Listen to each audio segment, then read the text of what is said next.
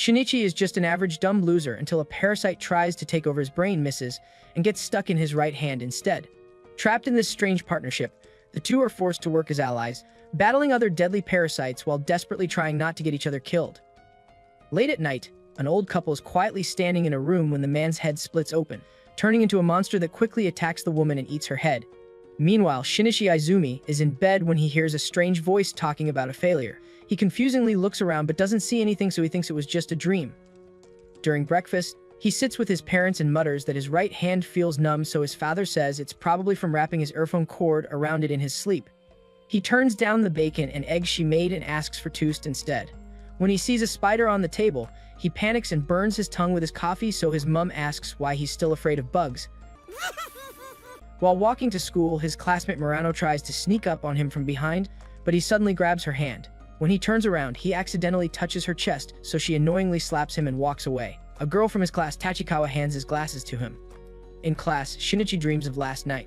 While he was lying in bed, a worm-like creature tried to enter his ear, but couldn't, so it went to his nose instead, but he hurriedly sneezed it out. He hurriedly tried to hit it, but the creature jumped on his hand and entered through it. Shinichi desperately tied his earphone cord tightly around his arm to stop it, and his parents came running, but they don't see anything in his hand, so his father asked if he's doing drug. Presently, Shinichi wakes up in front of his teacher, who questions why he's using his phone during class, surprising him. Later, Shinichi tries to say sorry to Murano, but she doesn't listen to him, so Tachikawa says she'll do it for him and asks why he's been acting weird all day. Shinichi decides to go home early, and on the way, he unexpectedly manages to stop a right car from hitting a girl on the road like Superman. Back home, Shinichi rushes to his room and gets ready to stab his hand, but it suddenly transforms into a talking creature. The creature tells him it's Keita, his hand, and lives in it now. When Shinichi attacks, it easily throws the knife at the wall and asks him to teach it how to speak. Later, Shinichi wakes up to see the creature studying, and it admits it doesn't know where it came from and needs more information. It reveals that if it had managed to reach his brain, Shinichi would have become a full parasite, and suggests that they could work together. The next morning, Shinichi surprises his parents by calmly removing a spider and asking for bacon and eggs when he doesn't usually eat much. Bro's gonna become the strongest man on the planet. I've been working out. On his way to school, the creature tells him not to go to the police or he'll be treated like an experiment, and suddenly senses another creature nearby. It tells Shinichi to follow it, and he's shocked to see a dog infested with another creature. It sees that the creature was only able to infest Shinichi's right hand, seeing which Shinichi's parasite hurriedly tells him to run. When they reach school, the parasite quickly kills the dog by removing its heart and admits it won because it had more information, hearing which Shinichi reminds himself a monster is living in his arm. Three guys are harassing a woman on the street when another man suddenly shows up and knocks them all out. He offers to walk the woman home, but on the way the three men unexpectedly attack him again. The man complains that his stomach can't handle eating 4 people, then quickly kills all of them, including the woman, and changes his appearance. Meanwhile, Shinichi is walking to school as the parasite decides to call itself Miji, which means right. During gym class, Shinichi impresses everyone by making a basketball shot. Tachikawa tells him that if he scores again, Murano might forgive him. Another student, Kazuki Nagai, purposely steps on Shinichi's foot to distract him, but Shinichi scores again with Miji's help because a weird alien always gives protagonist Giga Chad powers. After class, Shinichi apologizes to Murano, so she says she'll forgive him if he buys her pancakes. As she walks away, Miji suddenly changes into something weird, embarrassing Shinichi. Murano sees his reaction and gets confused, but before he can explain, Nagai pulls him away. Outside, Nagai punches Shinichi, but Miji suddenly stretches out and hits him in the face, scaring him off. Later, in the bathroom, Shinichi tells Miji not to talk when other people are around. As he washes his hands, Miji becomes curious about how reproduction works and starts messing with Shinichi's private parts. But Shinichi quickly stops him before another student walks in and is confused to see Shinichi talking to himself. After school, Tachikawa tells Shinichi about disturbing murder cases happening around the world where victims are torn apart, now called the mincemeat murders. At home, Shinichi tells Miji they should do something to stop the killers, but Miji refuses and warns him not to get involved, threatening to hurt him if he puts them both in danger. When Shinichi calls Miji a devil, Miji says that from what it's learned, humans are more like demons than anything else. Later, while Shinichi is outside, Miji senses another parasite nearby. Shinichi decides to face it and lures it to a playground where the creature introduces itself as the bee cuts off its own arm and asks Miji to merge with it so they can share a body. Miji rejects the offer and kills B. When Shinichi asks if Miji saved him on purpose, Miji says it wasn't sure merging would even work, so he quietly thanks him as Miji goes to sleep. The next day, Shinichi takes Murano out for pancakes, and they later go to a playground. They see three boys throwing rocks at a cat buried in the sand, but Shinichi saves the cat and tells the boys that animals to cut it out and not be a bunch of jerks. The kids annoyingly say it's just a cat and no one asked him to butt him, but Shinichi says animals aren't toys, they're alive just like them. As he turns away, they throw more rocks, but Shinichi catches them all and menacingly asks if he wants him to eat them. Later, he and Murano walk home holding hands and she asks if he's still the same Shinichi, so he smilingly says yes. On the train, Tamiya tells a man she'd like if he stopped weirdly touching other people's bodies, so he hurriedly says he didn't do anything and asks for proof. However, when the train stops, she throws him out and leaves as well. During breakfast, Shinichi's father tells him the total number of people killed by the mincemeat murders has now reached 84, so his wife sadly says this doesn't even surprise her anymore.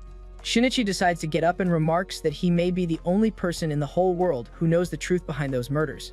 He runs into Murano on the way, who says he's changed recently, but Miji senses that another parasite is nearby. Shinichi says there haven't been any mincemeat murders recently, but Miji suggests it might be possible that they simply haven't found any bodies yet. As it gets closer to them, Shinichi realizes it's in their school. During the presentation, Miji tells Shinichi to not act suspicious since it's looking for them too but isn't able to locate them because of the crowd. The principal introduces a new math teacher. Ryoko Tamiya, and Miji tells Shinichi it's her. As soon as they make eye contact, Tamiya realizes that Shinichi has a parasite inside his right hand.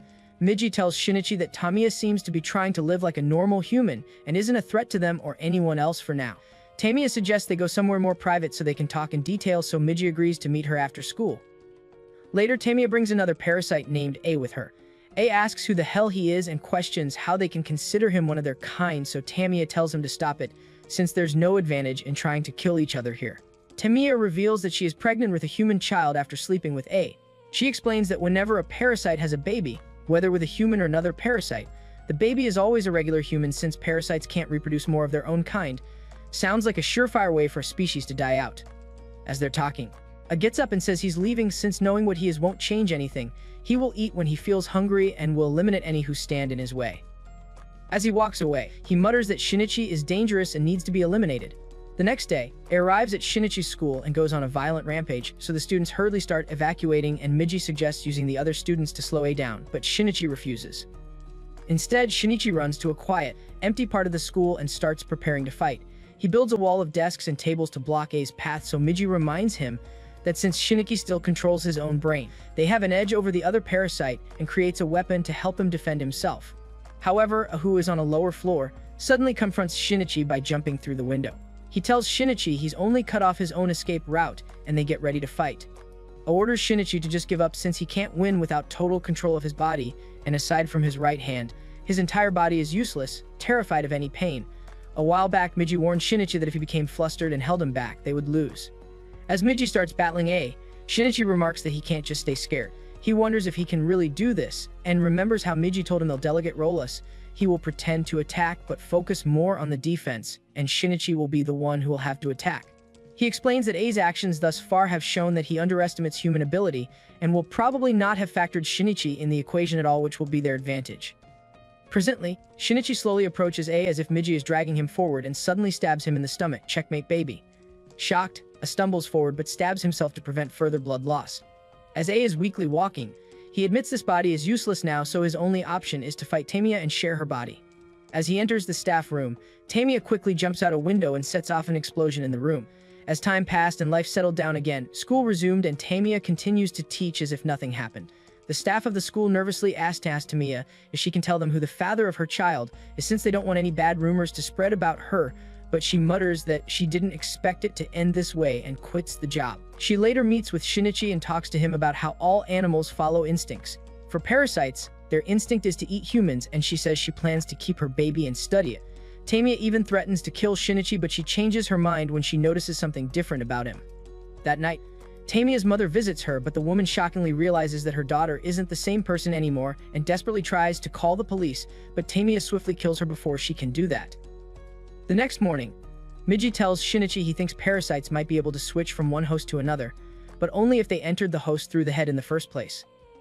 Meanwhile, Shinichi's parents are planning a trip to the countryside because of course the best time to chill out is when several monsters are loose in the entire country.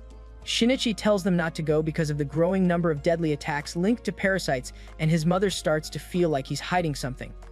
She remembers a moment from his childhood when she saved him from a hot oil spill and got burned in the process. Miji tells Shinichi that the chance of running into a parasite in the countryside is very low, so Shinichi tells his parents it's okay to go. Still, his mother senses something different about her son, but Shinichi laughs it off and says he was just being overly cautious because he thought he'd miss them while they were gone, so his parents decide to leave for the trip. Meanwhile, Temiya is standing alone when she suddenly feels her baby move for the first time. As a couple are in a car, the girl asks what the seatbelt is for, so the man cheerily asks if this is her first time in a car and asks what she's doing as she ties it around herself. However, he gets distracted and their car suddenly crashes. The parasite in the girl remarks that its organs are in shambles and this body will die. It sees what the belt is for since the man looks safe and admits it has no choice but to relocate to this man's body. It decides to go for his head, believing control in the body won't be that different even if it's male. As the man warily wakes up, the parasite instantly kills it and starts entering his body. The next day, while walking to school, Miji tells Shinichi that people around him have started noticing he's acting differently. On the way, Shinichi sees Nagai being beaten up by Mitsuo and his gang. He tries to step in and help and tells them to fight him fairly if they want. However, Mitsuo starts beating Shinichi up, so Kana says, "It's pathetic beating up someone so weak." She leans down and asks Shinichi why he butted into fight when he's so weak. However, she suddenly gets scared when she senses something inside him and asks who he is. Later, as Shinichi and Murano are walking back home, Mitsuo's lackeys grab Murano. They start beating Shinichi up, but he hurriedly keeps trying to stop Miji from coming out and fighting. Luckily, other students from their school, including Kamiju and Nagai, jump in and start fighting Mitsuo and his gang. Later, Murano walks Shinichi home and patches him up. After she leaves, Kana says she came to apologize and asks Shinichi if they're good. However, he senses that something's off when they shake hands, so Shinichi quickly hurries inside. Miji tells Shinichi he should be wary of Kana since it looks like she has the ability to sense the same wavelengths that parasites can. Meanwhile, the injured parasite from earlier continues wandering down the highway, looking for a new female body to take over. It ends up running into Shinichi's parents, Nobuko and Kazuyuki, and suddenly kills Noko by cutting off her head and taking over her body. Later, Kazuyuki manages to survive and warily calls Shinichi. He says he's going to the police and will get that monster, shocking Shinichi, who wonders what happened. Later, when the parasite, now inside Nobuko's body, returns home, Shinichi is shocked and refuses to believe that his mother is really dead. He even points a knife at Miji to stop him from attacking her, hoping that some part of her is still deep inside her. However, Miji says it's planning to go back and make sure Kazuyuki is dead, and admits it doesn't have any of Nobuko's memories or feelings. Shinichi stares at the scar on her wrist, the one from when she saved him as a child, hoping for some sign that his real mother is still inside, but the parasite suddenly stabs him through the chest. The parasite says it pierced the heart, so the human will die instantly, and so will Miji. It tells him to accept his fate as one who failed to seize the head.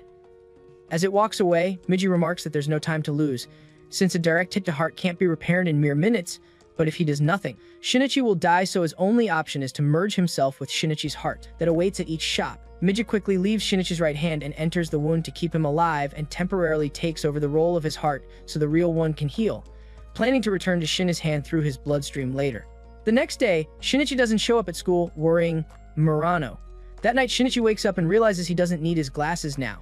He takes off his shirt and sees that the hole has been completely sealed, so he wonders if Miji healed him.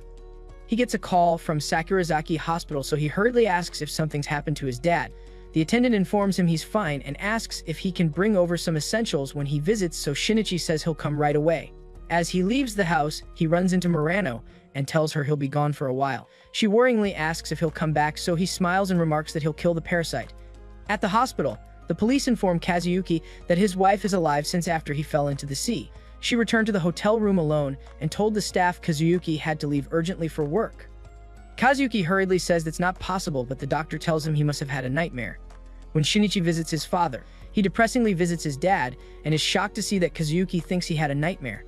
However, he sees that he does know Nobuko is dead and wishes he could tell him what the monster really is. Shinichi realizes he can't live at a hotel since it's too far away and decides to stay at a nearby inn, which is run by the family of a girl he met on the ferry.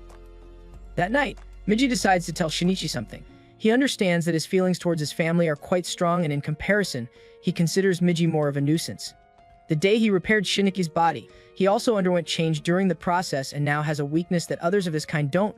For about 4 hours a day, he falls asleep, and during those 4 hours, he won't be able to sense danger or react to anything happening around them, leaving them both completely vulnerable. He admits he didn't tell him before since he thinks Shinichi harbors animosity towards his kind now that one of them have killed his mother. However, Shinichi says he doesn't consider him an enemy since he saved his life. The next morning, the girl sees that Shinichi is looking better now since he seemed pretty haggard yesterday. Later, as Shinichi is sitting outside the hospital, wondering what he should do about his mom's killer, the girl from before, Makiko, sits beside him and asks if he has a girlfriend, but Miji quickly informs him a parasite is 300 meters away in the direction of the beach. Shinichi quickly asks Maki where the road to the beach is, so she points it out but says he'll run a seawall. When he reaches it, Miji asks Shinichi if he can really kill her, so he confirms this and jumps up the wall, surprising Maki. As he's running, Miji tells Shinichi he needs to tell him something else as well since he's only just become certain of it, but Shinichi remarks that he'll make the parasite pay and tells it to stop. Shinichi confronts the man and gets ready, muttering that it wasn't the one he was looking for, but it's still a monster. However, Miji tells him this one still has a human brain. The parasite cheerily reveals that it lives in the man's jaw. The man explains his wife left him after a year of marriage, but he didn't have the guts to actually kill himself. The man was sadly sitting on the ground when the parasite suddenly jumped towards him, but the man accidentally fell into the ocean, and since it couldn't reach the brain, the parasite matured in the jaw instead, which kept both of them alive. The man says he wasn't sure who he would run into, but he's relieved to see him since he had no idea there were others like him. He introduces himself as Mori Yuta, and the parasite decides to just call itself Parasite. They head to the hospital where Yuta is really sad to hear what happened to Shinichi's mum. Yuta says he works at a hotel in the next town over, and says he'll let him know the moment his enemy shows up. Shinichi remarks that he's glad since he didn't know there were other people like him, people who could be his allies. Later, Miji wakes Shinichi up in the middle of the night since he missed his chance to tell him something important when they met Yuta. He reminds Shinichi that he ran at the speed of an Olympic athlete today and leapt more than 3 meters high. He reveals that he can break off parts of his body, but they get less and less intelligent, so he issues a mental directive in Advancer, come together as one.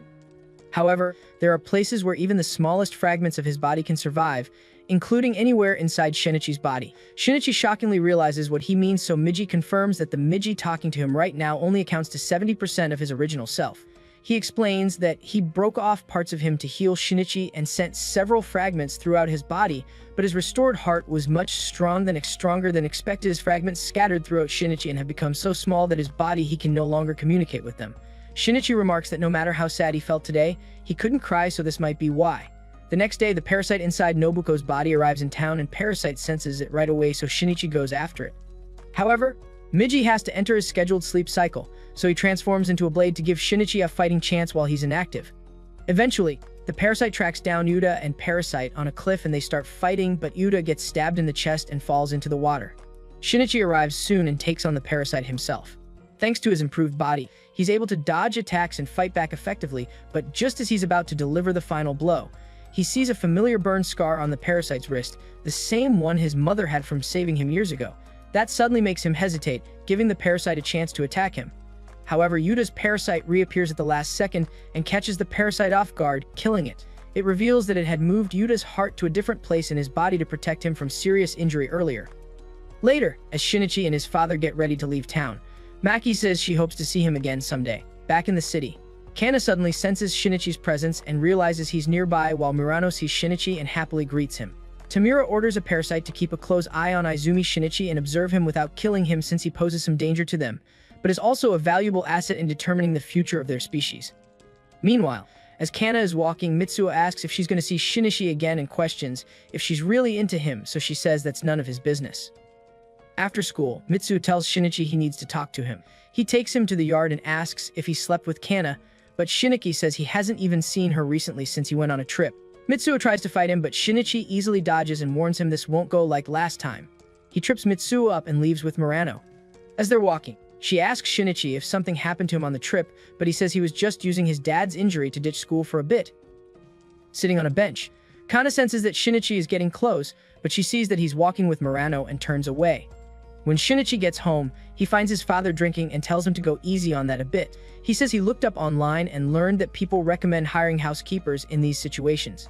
His dad asks what he's talking about, so he mutters that he's talking about when someone who used to handle your meals isn't around you anymore, so his dad warily tells him to go ahead if he wants to hire a housekeeper. As he's lying in bed, Shinichi tells Miji he feels like he's lost a part of him, but Miji says that's senseless.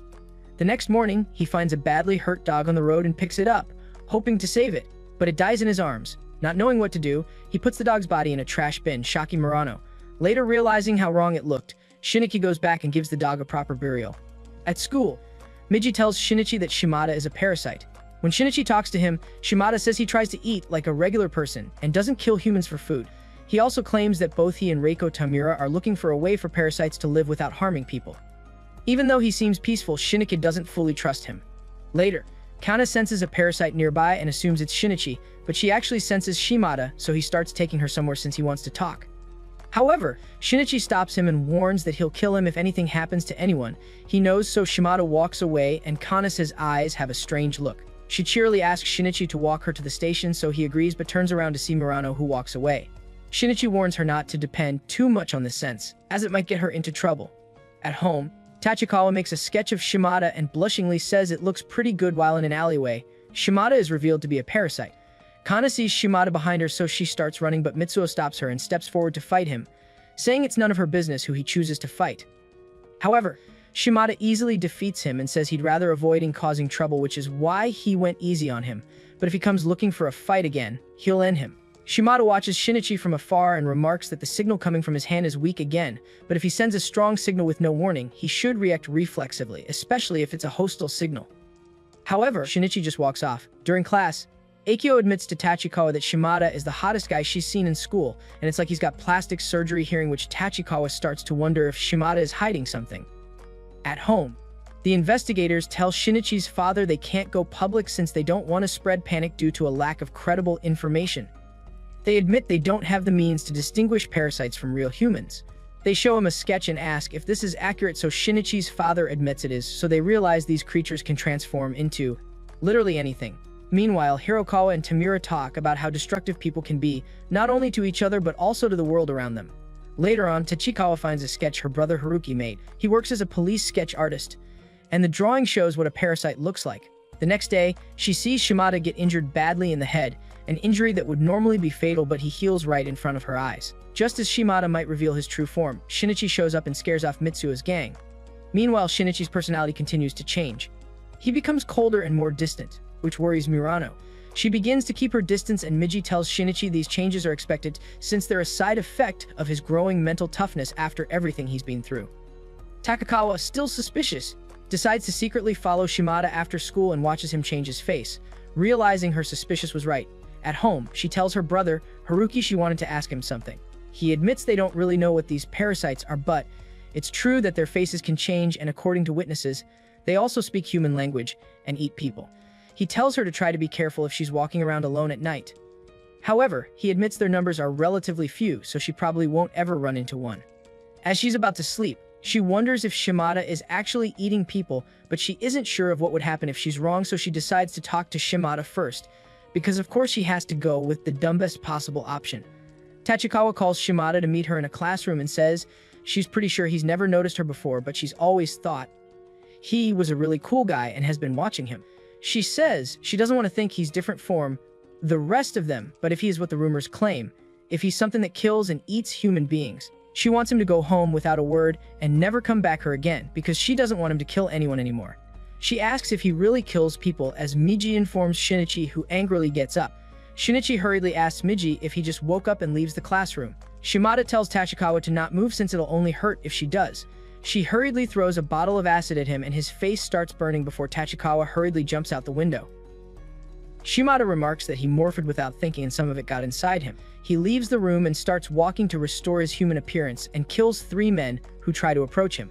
Miji says he's headed to his classroom, but Shinichi sees a huge crowd of students gathered and Miji says it'll be hard to fight here, so Shinichi helps get the other students out of the building. However, in the middle of the chaos, he realizes Murano's class isn't among the evacuees, so he hurriedly runs back to school. Inside, Shinichi is shocked to find the bodies of students who've been killed by Shimada, but he pulls himself together and keeps searching. He finally finds Murano alive and sees that the 2 students with her didn't survive, so he quickly picks her up and carries her outside. Once they're far enough from the danger, Shinichi comes up with a plan. Knowing that Shimada can't detect people from a distance, he uses that to his advantage and throws a large rock with perfect aim, hitting Shimada straight in the heart and killing him.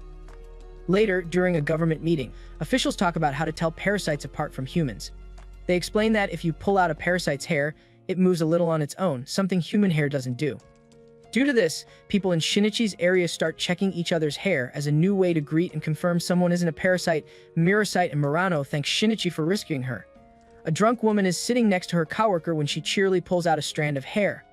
When the hair twitches unnaturally, she shockingly realizes he's a parasite, so he mutters that she's put him on the spot. As another parasite is walking by, he asks for help since she caught him by the air, and she mutters that she doesn't care for drunken meat. Meanwhile, Kana has a dream where Shin appears as her heroic savior, like a knight in shining armor, and saves her from a lot of creepy monsters. As Shinichi is walking, Kana tries to pull out a strand of hair, but he grabs her hand and says she shouldn't do that without warning. He tells her to go ahead if she wants, so she does, and is surprised to see it's normal, but she still stores it in a tissue. As they're waking, she asks if he knew Shimada was a mass murderer from the start, so he says he didn't and remarks that this girl is special, so he could just tell her everything. Miji says he knows what he's thinking, but warns that Kana isn't his ally, so Shinichi warns her once again not to trust the strange feeling she gets towards certain people, since it could lead her to a dangerous parasite instead of him. She suggests that she could just pluck out their hair, but he insists that she can't do that, so she admits it makes her happy that he's worried about her. Despite having a conversation with Murano, Kana refuses to back down and decides she wants to make Shinichi fall for her. Meanwhile, a new parasite named Goto appears, and to test his strength, he attacks and kills an entire group of armed Yakuza gang members without any trouble. Later, he meets up with another parasite named Kusano while during a date with Shinichi. Murano tells him he's been acting differently since returning from his trip to visit his dad. While they're out, Shinichi sees a young boy yelling at his mom, and even after Murano kisses him, she still doubts whether he's truly the Shinichi she once knew. The next day, as Shinichi waits for Kana, Miji suddenly senses a large group of parasites gathered nearby. They're attending a political rally led by Takashi Hirokawa, a man running for office, and Shinichi alarmingly sees Goto and Kazano in the rally. However, he suddenly realizes Goto has sensed him. Miji tells Shinichi that Tamiya was a surprise, but now they have a politician, so he can't possibly get elected without a solid grasp of human psychology. Shinichi believes he won't get elected since he'll show his true colors soon, but Miji points out that Tamiya is in town too. Shinichi wonders what his goal is, so Miji says the first possibility is that he developed a real interest in politics by assuming a human identity and studying mankind, so he may actually become a decent mayor. The second possibility is that he wants to secure a safe haven and food source for parasites. Shinichi realizes things would get even more dangerous if that happens. He remarks that Kana's ability to sense parasites isn't as strong as his, but this places her in too much danger. Later, Miji says he'd prefer that they don't get involved in this situation since they'd lose if they fight them. However, Shinichi says he's not going to do that and runs into Kana. They sit down and he asks if she's felt that sensation for anyone besides him, so she says she has. Shinichi repeats that he wants her to keep her distance if she ever signals, so she hurriedly asks if he's a parasite too, but Mitsuo suddenly appears behind them and tells Kana they need to talk. Bro's jealous because Shinichi's become a Giga Chad all of a sudden. At home, Miji says he doesn't want Shinichi to tell Kana the truth since it could put them at risk. The next day, ignoring Miji's warning, Shinichi decides to tell Kana everything while Miji is asleep and can't stop him. He explains what the parasites are and how Miji lives inside him, and Kana doesn't fully believe it, but says she can still tell who Shinichi is by a special feeling she gets. A while later, Hirokawa is officially elected as mayor, and the next day, Miji senses a weak signal coming from Kana, the same kind of signal given off by parasites. Shinichi realizes this means Kana could be mistaken for a parasite and get targeted. Mitsuo tries to get Kana to give up chasing after Shinichi, but she refuses to back off, so Shinichi asks Miji to show himself to Kana when needed, so she'll know everything he said is true. The next day, Shinichi cancels a date with Murano to meet Kana since she wants to prove her ability to sense him is real. However, instead of finding Shinichi, Kana ends up tracking a real parasite as Migi senses the danger too, and he and Shinichi rush to help her. When Shinichi arrives, Kana smiles and runs toward him, but before she reaches him, the parasite stabs through the chest with a blade, and she collapses in front of Shinichi. Infuriated, Shinichi gets ready to fight and the parasite tries to slash him, but he dodges every attack and strikes back before the punch in Parasite's chest, slamming it into a wall. The parasite dies, and Shinichi drops its heart to the ground in disgust. Kana weakly tells Shinichi she loves him and passes away in his arms. At the funeral, two investigators, Hirama and Choji, questions Shinichi and find out that a parasite killed his mother before Mitsuo angrily blames him for not protecting Kana, but Shinichi beats him up and walks away. He frustratingly wonders if his brain has been taken over without him knowing, since no matter how hard he tries, he can't shed a single tear. As Shinichi is sadly walking home, thinking of Kana, Murano holds his hand to comfort him. Meanwhile, it's revealed that a group of parasites, including Kazano, Goto, Tamura, and Hirokawa, have created a plan. They've divided feeding areas among themselves to avoid attracting too much attention and to improve their chances of surviving. Goto says the end result is that they've provided humans with another sample and the perpetrator has yet to come forward. They learn that Shinichi was the one who killed him, and he most likely snapped when he saw that his friend was murdered. They ask if his brain is entirely human, so Tamura confirms that he is coexisting with his parasite and one could call him a valuable sample. They believe he could be a threat, but Tamura says she's making an effort to secure a better future for them all and asks them to consider her investigation of him as being a part of that endeavor. They ask how her child is, so she says it's living a normal life, and although she's rearing it with human assistance, she would first need to let it grow a bit more.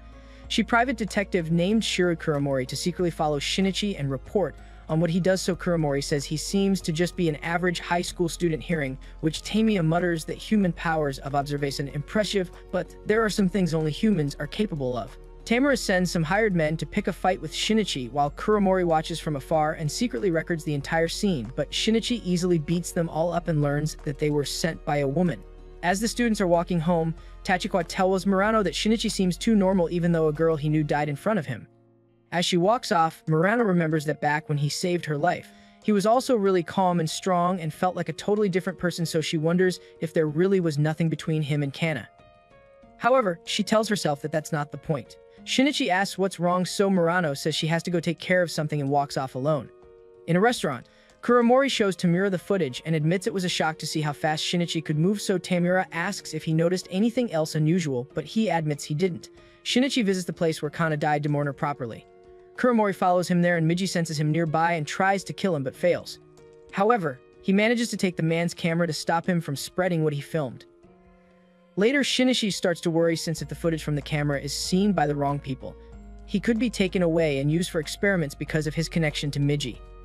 He remarks that he wants to tell Murano everything that's been going on, but Miji warns him that if he reveals their secret, he'll be forced to kill her to protect them both. Shinichi tells Miji he's worried that if Kuramori was watching them again, he'd start treating Murano like a monster too. Miji says if he's continuing his investigation despite his cover being blown, it may mean that the enemy is surprisingly small in number, so it might as well track down everyone involved in the investigation.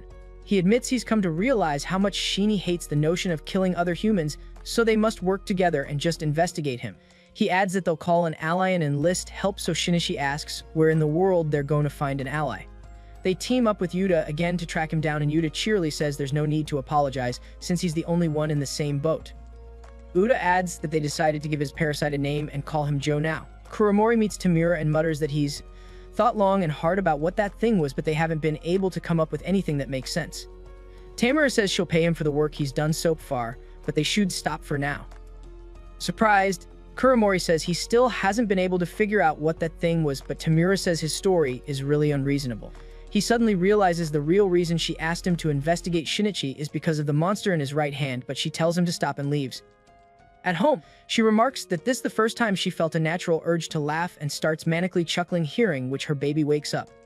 When Kuramori returns home, his wife asks if he got wrapped up in something dangerous since he has bad dreams at night and even got injured, but he says it's nothing much, so she tells him there's nothing to gain by sticking his nose into things that are beyond him. He inwardly tells her to just wait since he's going to surprise everyone. Shinichi finally manages to lure Kuramori and tells him to get into a car. Kuramori asks what they're going to do, so Shinichi says they just want to talk and don't mean any harm, remarking that he doesn't need be terrified. They arrive at a park and Shinichi says he first wants Kuramori to hear their side of the story. He reveals everything that's happened, so Kuramori says he'd normally never believe it under normal circumstances, but given that there's a monster right in front of him, he has to at least believe some of it. Shinichi says he wants him to keep quiet about this, so Kuramori asks if he wants to leave all the other monsters be too, and suggests that he come forward if he really cares about what's best for humanity. The parasites decide to just kill him, but Shinichi hurriedly stops him, so Miji tells Kuramori that if he has the right to live, so do they, and they will do anything they can to survive. Meanwhile, Tamura attends a university lecture about evolution and carefully listens to it while holding her baby. Later, she meets with Shinichi and tells him that some parasites, including herself, are starting to think about how they could live peacefully with humans. While they talk, Tamura figures out that a parasite must have killed Shinichi's mother, and he threatens to kill her, so she coldly uses her baby as a shield. Later, Shinichi visits a fortune teller who reads his palm. She tells him that it feels like there's a hole in his heart and suggests he find peace with the person who caused it, so Shinichi smilingly tells her he's already taken care of it since he killed the one who made that hole in his heart, the parasite who murdered his mom. A parasite, Miki tricks a woman into going with to a parking lot. Once they're there, he kills and eats both her and one of Kuromori's assistants, muttering that he didn't notice him because of how dense he is. Kuromori goes to Shinichi and asks for his help, explaining that the last thing his assistant said was he was going to the parking lot. Miji annoyingly says that's why they told him he's in way over his head and doesn't sense anyone at the location. However, Shinichi says he can smell something awful. Miji hurriedly says a parasite is coming towards them, and if they leave now, they'll come face to face with it by the entrance. A man brings a girl there and senses another parasite nearby, but he decides to just focus on her. Shinichi hurriedly stops him and tells the woman to run away, but the parasite still kills her. He and Shinichi start fighting while Kuromori records them. Miji admits the parasite's moves aren't bad, but they'll win because he's got a better mount. They manage to kill it, and Miji explains that the weakness of parasites lies below the neck, so they'll always win as long as they can keep that part protected. He says they're in trouble now since this must be one of the coordinated areas Hirokawa's group have decided on, so their actions constitute an act of war against them. Shinichi sees how shocked Kuromori looks and says they need to get out of here as soon as possible if they don't want to get their butts kicked. Outside, Shinichi says they're going to hand over the footage Kuromori recorded to the police, but Miji tells him to not be stupid and they're in that footage too, so Shinichi frustratingly says he can't handle this anymore. However, Kuromori admits he was wrong and he's in over his head this time. He lets Miji destroy the memory card in the camera and says he'll destroy all the other evidence he's gathered so far. Shinichi asks if that didn't mean anything to him, so he declares that it did, but anyone who saw that and still thinks they can fight them is crazy, so Shinichi is just no longer a normal human being. From this day on, he's going to forget about monsters Riko, Tamura, and Shinichi. At night, Shinichi inwardly admits Kuromori was right and wonders what he can do. He reminds Miji they can win on one and decides to not ask for help from any human. Meanwhile, Hirokawa and his group start planning to kill Shinichi, and Tamura even considers dissecting him for research. Hirokawa suggests sending Goto to kill Shinichi, but Goto says Miki might be a better choice for the job. The next day, Miji senses that 3 parasites are heading towards Shinichi. Not wanting anyone else to get hurt, Shinichi leaves for a quiet area in the countryside to face them alone. While Migi is resting, Miki appears and starts chasing Shinichi through the fields. Miji wakes up and realizes all 3 parasites are inside Miki's body. Hirokawa's group tries to kill Kuromori by blowing up his office, and he returns home to shockingly see that his wife and child are dead. Meanwhile, as Shinichi and Miji are fighting Miki, he says their combat style must be unique, which is why they've been able to defeat so many parasites. He asks Shinichi how he usually fights, so Miji says he must be trying to get a feel for them and tells him to keep in mind that it's totally devoid of human emotions. As they're fighting, Miki admits it'll probably be hard to bring back their body intact, but Shinichi runs away as they get overwhelmed. Miji admits he's exhausted since the fight was pretty intense, and Shinichi is worn out too. After putting some distance between them, Shinichi suggests that they try going for the legs, and Miji agrees. As they start fighting again, Miji says he's getting a clearer picture of Miki's body, and it looks dangerous, but it may be more for show than anything else. The parasites are spread throughout his body, but the head is probably still the control center. They run inside a forest, and Miji says Miki's movements lack control, and they don't have anything to fear since in the end, there's only one enemy. They eventually manage to confuse Miki and cut off his head, but Goto suddenly takes control of the body, and they learn that there are 5 total parasites in his body, but only Miki and Goto can control them all. Realizing they're completely outmatched, Shinichi and Miji decide to, instead of fighting, and get on a truck, but Go transforms his legs and manages to catch up to them, so Miji throws him in front of an oncoming truck. Goto slowly gets up and realizes he's lethargic because of the blood loss earlier, so he kills the 2 men in the other truck and eats them. Later, Kuromori, still shaken by the loss of his family, follows Shinichi's earlier advice and meets Detective Harama, who's already investigating the parasites. Harama convinces Kuromori to help the police, but Kuromori soon leaves protective custody and angrily decides to get revenge on his own. He starts secretly following Tamura, whom he believes is responsible for what happened to his family. Later, Shinichi sees a news broadcast and figures out that the parasites are trying to kill Kuromori. Worried that his own father could be in danger next, he calls and urges him to leave town before it's revealed that Shinichi keeps having a creepy dream where he talks with a human, like skeleton version of Miji. Meanwhile, Tamura is getting frustrated with the other parasites and criticizes them for not understanding how powerful and emotional humans can be, especially when their families are harmed. Kusano begins to think Tamura is getting too independent and could become a threat, so he sets up a trap for her with other parasites and says it seems it's more difficult to conceal than he difficult. So Tamura says the strongest signal they are capable of emanating is their intent to kill. A parasite asks Tamura why she didn't run, so she says she was curious and let it get the better of her. Kusano reveals that Gato and Hirokawa aren't aware of this and says his reasoning behind this is intuition. He thinks she will pose a great threat to them in the future. She says she thought it would be easy to create a unified organization, but it appears she was wrong. However, it makes her happy to realize that parasites, herself included, have come to possess individual personalities of their own. She sees that this is farewell and asks if they truly thought they would be able to beat her if there were 3 of them. They start fighting, but she swiftly takes out one of them by leaving a part of her in his body and runs off. She scares off a couple, so Kusano realizes she is no longer capable of rational thought and doubts half a parasite can maintain her bodily functions, so this is just parasite. The fragment of Tamura's body kills the man and then enters Hikawa's body.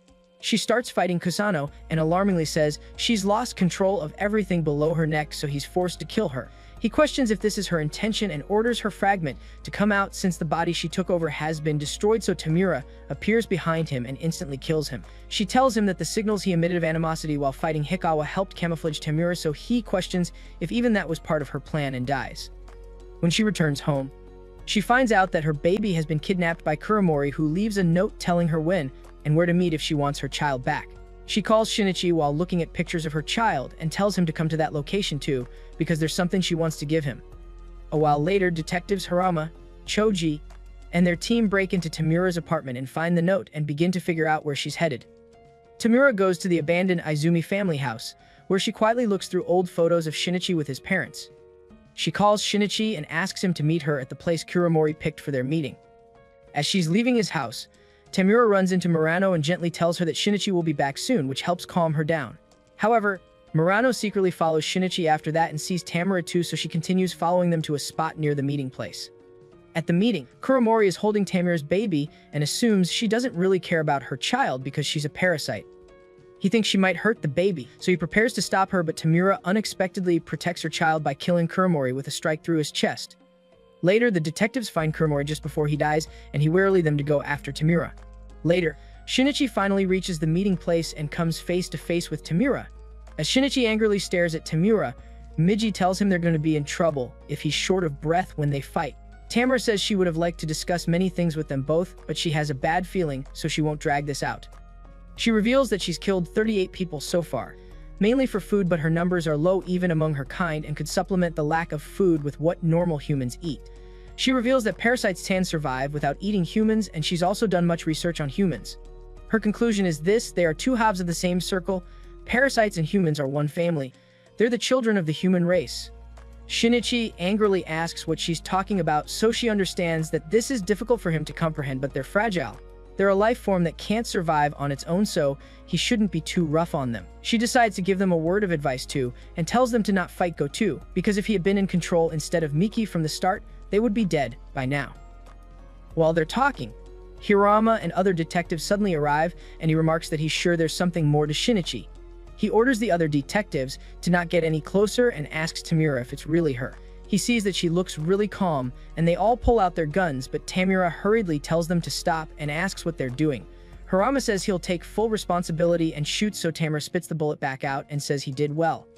The detectives start shooting at her, but instead of fighting back, Tamura focuses only on protecting her baby.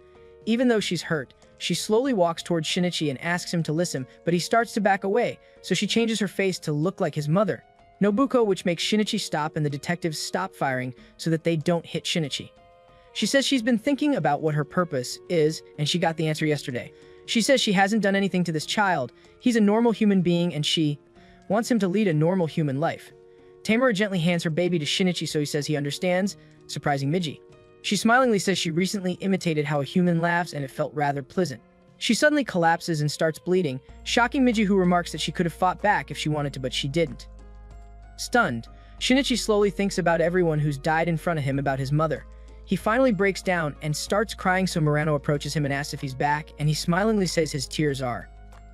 Later, Shinichi is taken to a government testing facility where a man named Uragami is being used to identify who might be a parasite or has the ability to sense them, and when Uragami sees Shinichi, he senses something strange, so he tells the detectives to order Shinichi to look him right in the eyes, and Uragami locks the hell in. Uragami wonders what the deal is with Shinichi and remarks that he can at least tell he's human. The detectives wonder what's up with Uragami, since he's acting like a totally different person now. He remarks that it's not like he thinks he's all that special and believes he can tell humans and monsters apart because he fooled around with humans a lot and knows more about the qualities this life form possesses than anyone else. When he found one of them, he was definitely shocked, since it's not every day that you see an alien being walking in a crowd wearing human clothes. If he stared at a crowd, he'd be lucky to see two come through in an hour. He didn't really approach them, since even he thought they seemed to be dangerous. He was looking forward to see all the things they did, but it wasn't all that different from what he used to do. As he was inspecting the body, police suddenly arrived on the scene and thought he was the one who had committed the murder. Presently, the detectives see that he's taking his sweet time, so a woman tells Harama they can't drag this out any longer. He orders Uragami to look at Shinichi, since he kept his cool during their questioning but seems to be afraid this time. Uragami says he must have imagined it, since he thought he saw something not human in Shinichi's eyes, but when he takes a good long look, there's nothing to it. Later, Shinichi asks Hirama about Tamura's baby, so he says he's still being tested to make sure he's human, since he was raised by a parasite after all, and once the tests are done, the baby will be placed with a foster family. Meanwhile, the government is considering launching a major operation to get rid of all the parasites. Harama thinks about using Uragami to help identify parasites during the mission, but Yamagishi, the head of the military forces, says they shouldn't involve him. Meanwhile, Goto and Hirokawa talk about how Tamura, Kusano, and their allies are now gone and realize that the government is their biggest threat now and might destroy them. Shinichi returns to school and tries to get back to a normal life. Just as he's about to go home with Murano, Harama shows up and asks for his help. Murano becomes upset about all the killing and violence connected to the parasites, and frustrated that Shinichi keeps getting involved in it. She's the only sensible person here. Later, Yamagishi asks Shinichi what kind of weapons would work best against the parasites, so he suggests using flamethrowers. The next morning, the military officially starts their attack and soldiers storm the building where Hirokawa has set up his base. During the operation, both Uragami and Shinichi are brought in to help pick out parasites hiding among a group of civilians, but neither of them is successful, since they need to be closer or see the people directly to identify them properly. However, a female parasite is finally found by the military's X-ray scanners. As civilians are walking in a line, a group of soldiers quickly shoot the female parasite and tries to fight back, but only damages the gun and slowly dies from blood loss after being hit in the heart. A soldier remarks that they are not life forms, they are machines operated by demons. To stop a machine, they only need to destroy its motor. It'll take heavy damage over a large spread, not focused penetration to destroy the heart. What they need are shotguns loaded with shells. Controlling the crowd, other situations tell civilians to not worry because the situation is still under control, and they'll wait a few minutes to assess the situation before resuming evacuations. After going through a couple more rounds of evacuations, they begin to think that the parasites might be using some kind of telepathy to figure out what's going on. Meanwhile, Hirokawa speaks to the military, asking them to stay calm and avoid scaring the civilians on the second floor. He warns that seeing armed men might cause people to panic, and Yamagishi, the officer in charge, tells his men to delay Hirokawa and his group and brings in Uragami. While Uragami begs Katsumeta to take off his handcuffs, Shinichi quietly asks Miji if they should get involved. The soldiers raise their weapons at the group of people, but Hirokawa angrily tells them off for pointing guns at civilians. Suddenly, one of the parasites, pretending to be a regular person, asks to be escorted out, so the soldiers agree but order everyone to walk in a single file line to keep things under control. Uragami then steps forward and points out 3 people he believes are parasites. One of them panics and tries to run, but he's shot and turns out to be a regular human. Another parasite is exposed and suddenly attacks, slicing off a soldier's head. In the chaos, another disguised parasite is also shot, and the crowd starts panicking as the parasites start attacking and people begin to scream. While this happens, Hirokawa and his parasite allies head up to the second floor without being stopped. Yamagishi, Uragami, Katsumata and more soldiers rush inside, and he orders everyone to get down and stay still or they'll be shot. A human ignores the warning and stands up, and Yamagishi immediately has him shot. He puts Kisagari squad in charge of watching the civilians and tells them to shoot anyone acting strangely before survivors from other squads helps join his team to help the rest of the building. Downstairs, a parasite grabs a person and tries to escape, but the Kisagari squad opens fire and they end up hitting the parasite in the face, killing it. Meanwhile, Goto and Hirokawa talk in private, and Goto asks why Hirokawa didn't try to escape, so Hirokawa asks him the same. Goto says he wanted to watch the fight for a bit, so Hirokawa says he thought running away was pointless, which is why he stayed. Yamagishi gets news that the Uzuki squad had found Hirokawa's group near the city council wing but lost contact after that. He sends the Shingetsu squad to take the main route and tells Mitsuki and Satsuki squads with Uragami to head to the council wing. They find the Uzuki squad dead, having been defeated by Hirokawa's team. Later, Yamagishi's team runs into a parasite pretending to be hurt and Yamagishi immediately shoots it. Uragami identifies another parasite, and the soldiers chase and kill it before Goto appears. He quickly realizes the soldiers are using large shotgun blasts to kill parasites. Uragami instantly recognizes Goto as a parasite and runs, so Katsumeta goes after him, and Uragami warns that Goto doesn't look human at all. Goto enters a room with 5 soldiers and gives them 2 minutes to shoot. He takes all the bullets, then unexpectedly shoots them back from his body, killing all 5, after which Katsumeta forces Uragami to go back with him at gunpoint. The Shingetsu squad arrives at a meeting room, where Hirokawa calmly waits for them. Hirokawa welcomes the squad and admits one could say their victory is assured in this case. He declares that they should use their guns for something grander than shooting him and prioritize the survival of humanity. The squad quickly shoots him down, but they realize he was actually a human. Miji tells Shinichi they should move on now since there's nothing more they can do here. As Yamagishi's squad is moving through a hallway, they suddenly confront Goto and fire some rounds at him, but none of them are effective. Yamagishi remarks that they can't fire well here, so they should take the fight to a more open spot. He orders his men to follow him upstairs to the roof, thinking it will give them a better chance to track and take down Goto. However, Goto reveals that he's already killed them all.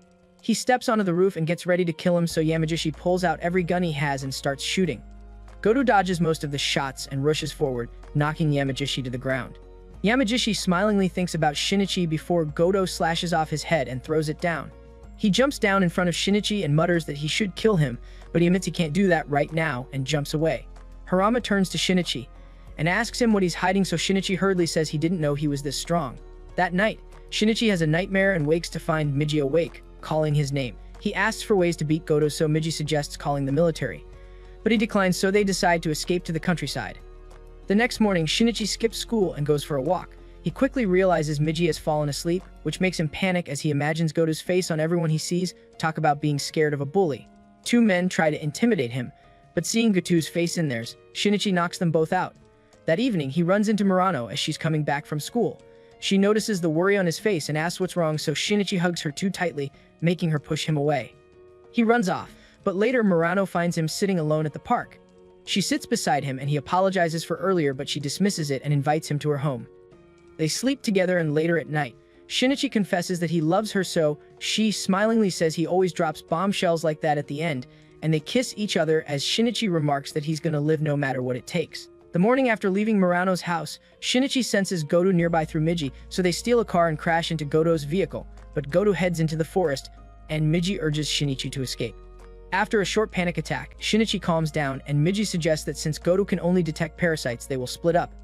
Miji will hide in one direction, Shinichi in another, and they will use fire to injure Goto long enough for Miji to cut off his head. Miji detaches and positions himself, leading Goto away from Shinichi. Goto mocks Shinichi for hiding, but Miji copies Shinichi's voice to grab his attention, and Shinichi takes the chance to throw a flaming spear into Goto's leg, making him stumble. Miji jumps in and slashes Goto's neck, but doesn't fully cut it. As Goto reattaches his head, Miji tells Shinichi to run. Being too far from his host, Miji slowly weakens and dies. Shinichi runs away and falls into a river, but he hurriedly gets out of it and starts crying as he realizes his right arm and Miji are gone, but really almost lost an arm and a leg. He finds an old woman's house and asks for shelter, so she lets him stay the night. The next day, she takes him grocery shopping, and over the next few days, he helps her out. One night, Shinichi dreams of a smaller Miji but barely recognizes him. When he wakes, a small eye opens on his right hand before Miji falls back asleep. Later, a villager rushes in, saying he saw Goto eating a corpse. The elders accuse Shinichi of bringing a monster, and that night, Shinichi tells the old woman the truth, saying he needs to fight Goto to protect those he cares about. She urges him to run instead, so when he tries to leave, she hands him a butcher's knife and he slowly leaves. As Shinichi walks through the forest, he admits he shouldn't have survived this long and remarks that he isn't scared this time. He suddenly senses Goto and realizes he can't detect him since he's human now. Seeing an opportunity, Shinichi quietly approaches him with a cleaver, but Goto quickly wakes up and blocks the attack, so Shinichi quickly hides in the bushes as Goto scans the area. Shinichi knows he can't defeat Goto completely, but he believes he might be able to injure him enough to protect the village. Remembering advice from the old woman, he notices a strong tree branch, climbs into the tree and waits. When Goto walks underneath, Shinichi jumps. aiming for his head, but Goto blocks the attack and injures him. Shinichi desperately calls out to Miji, but he doesn't answer while Goto hardens his body, punches Shinichi in the stomach, and sends him crashing. Shinichi warily almost gives up, but he remembers what Tamura said. As Goto approaches him, Shinichi calms himself and remembers the weak spot on Goto's lower back. Spotting a rusty iron rod in the trash, he grabs it and stabs the weak point so Goto screams in pain and Shinichi gets away. Go pulls out the rod and continues chasing him, eventually ripping up the tree Shinichi hides behind. Before attacking, Goto asks how he knew about the weak spot, so explains he once saw him bleed there and decided to take a chance. Goto acknowledges him and gets ready to kill him, but a small part of Miji suddenly blocks the strike and merges back into Shinichi's hand. Goto starts losing control of the parasites in his body, and Miji realizes the rust on the rod probably carried toxins from the garbage, poisoning him. He swiftly attacks and slashes through Goto, making his body explode. As they're walking, Miji admits he learned a lot while he was inside Goto, but he suddenly senses that Goto is trying to regenerate himself. He says the chance of that happening is 50-50, and he might be weaker, but they still have to kill him. Miji insists Shinichi should finish him, so Shinichi hesitates, but he still goes back and completely destroys Goto. The next morning, the villagers find Goto's body in the forest, surprising the woman who finds the knife beside her front door. Meanwhile, Shinichi heads back home. A few days after returning to the city, Shinichi searches online for signs of parasite activity. He learns that parasites have adjusted to human life, enjoying normal food like steak and no longer relying on humans as prey. One night, Miji unsuccessfully tries to wake Shinichi up and enters his dreams. He announces he's going into hibernation, so Shinichi asks why, and Miji explains he needs time to process everything learned from Goto's body. Shinichi's arm will still work, but Miji may never wake up, meaning Shinichi will have to move on without him. Shinichi hurriedly tells him to not do that, but he says he has to. Before fading away, he warns Shinichi to watch for traffic accidents, asks him to forget the dream, and thanks him for being his host. Shinichi wakes up remembering everything, and after venting in frustration, he prepares for a study session with Murano. Meeting her in the city, he learns she and her friends have already graduated and gotten into college. Feeling behind, Shinichi asks her to help him prepare for his entrance exams, so they meet in a park to study, but Shinichi's thoughts drift to Miji and everything they've been through. Murano snaps him back to reality and mentions that crime rates are rising, though not because of parasites. Later, they leave the park without noticing Uragami watching them. Back in the city, Shinichi spots him lurking in an alley, so he hands Murano his bag and goes to confront him. However, Uragami kidnaps Murano and takes her to a rooftop, killing 2 civilians in front of her. When Shinichi arrives, Uragami demands to know what Shinichi really is, madly declaring that humans are meant to be cannibals but have more control than he does. He exposes Shinichi's old chest wound to Murano, so he admits he's weaker now and offers to explain everything if Uragami lets her go, but Murano cuts him off, urging him to call the police and accept her fate. Shinichi ignores her, charging forward and breaking Uragami's jaw. He really gave him a knuckle sandwich. Uragami lets Murano go but pushes her off the roof. Shinichi rushes forward to grab her, misses, so Miji suddenly returns and helps him catch her. As he pulls Murano to safety, Shinichi inwardly thanks Miji and happily remarks that he's still alive. Shinichi slowly tells Murano he retrieved the dog and buried it under a tree, so she smilingly says she knows and tells him he did that because he's Shinichi. Shinichi smilingly remarks that humans keep trying to understand each other on small levels and get closer until their lives one day end.